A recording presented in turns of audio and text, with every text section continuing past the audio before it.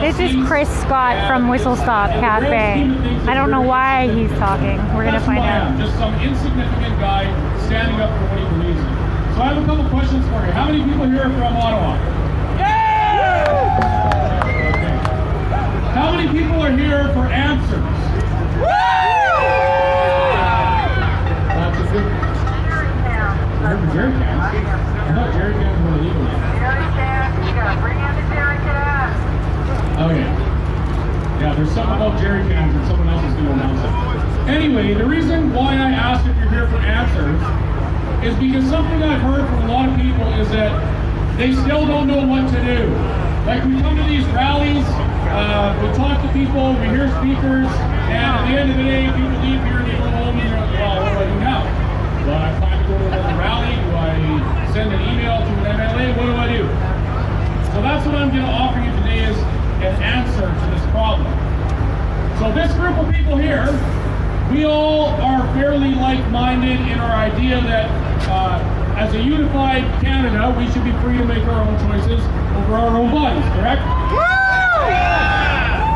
Now, there is a very large group of people out there who disagree with us. There's a group of people who legitimately believe that the government's job is to keep us safe from everything on the planet, to the point of putting us in little bubbles and not letting us go to a restaurant.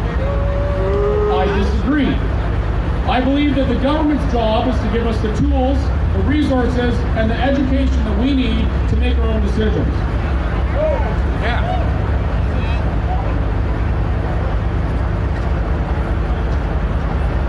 And that brings us to our job.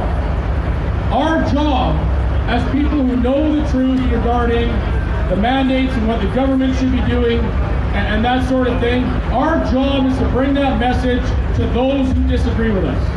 I said yesterday that it's time that everybody starts meeting people where they're at. Try to push me off the stage.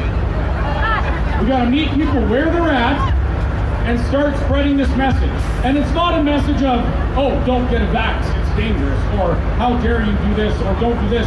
The message is, we are free people, and we respect others' choices, and we want the same to be returned to us. That's it. This isn't about telling people, oh, you can't wear a mask when you go somewhere. I'm not going to tell somebody that. That's ridiculous. It's not about telling someone that they can't go get a vaccine. It's about giving everybody the right and the freedom to make their own choices for themselves. And that's a big job, it really is. Because a lot of people, they aren't very receptive to this sort of thing. They don't want to hear, they don't want to realize even that they may have bought into a narrative that was incorrect this entire time. That's a difficult thing because now you're dealing with egos, right? It's very hard to accept the fact that you've made a wrong decision and over the last 2 years you blindly followed a government to the point of turning in your neighbors for having Thanksgiving dinner.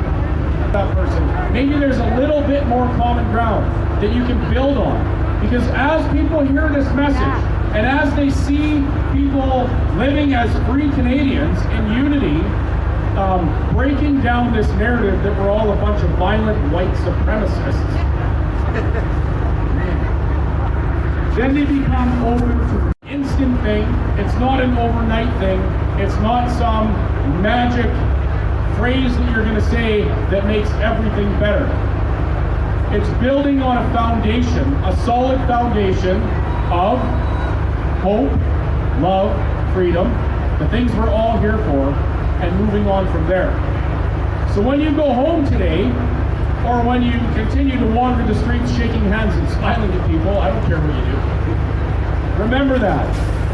As we go back into our communities, this message has to go with us, but it has to go the right way.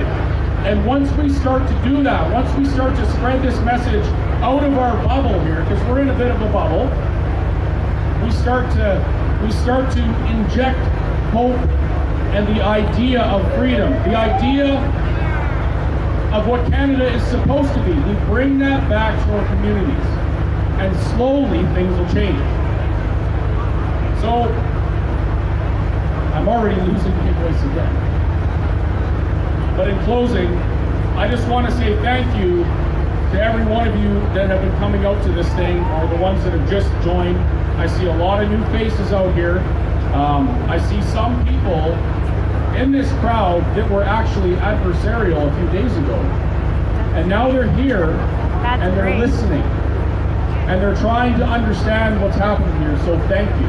Thank you all for doing this and being peaceful and kind and spreading your smiles.